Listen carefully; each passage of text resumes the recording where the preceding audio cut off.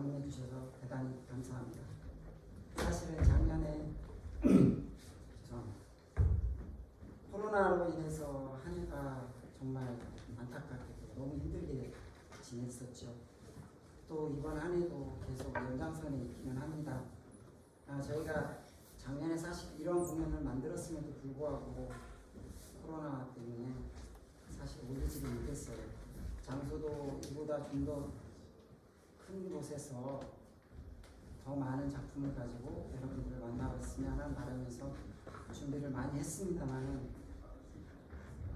아쉽게도 대관을 해놓고도 연장이 되고 또 연장이 되고 그래서 또 불발이 되고 어떻게 그러다 보니까 크리스마스가 와버리고 신정이 와버리고 그래서 이렇게 한 해가 지나가 버렸습니다. 그런데도 불구하고 저희가 이 공연을 사실은 아주 매우 의미 있게 치러보고자 했었어요. 제가 작년에 8월 달에 전북 무형문화재 9호로 지정이 되어서 그 전북을 계승하고 이어가고자 그때 첫선을 보이려고 만들었던 작품입니다.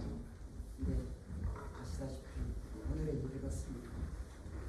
이 수많은 제자들하고 좋은 작품을 만들려다 보니까 물론 선생님 말이 예전에는 적대적이었는데 요새는 그렇게 하면 적대된다고 욕한다 그러면 또 폭행했다고 욕도 제대로 못했어요.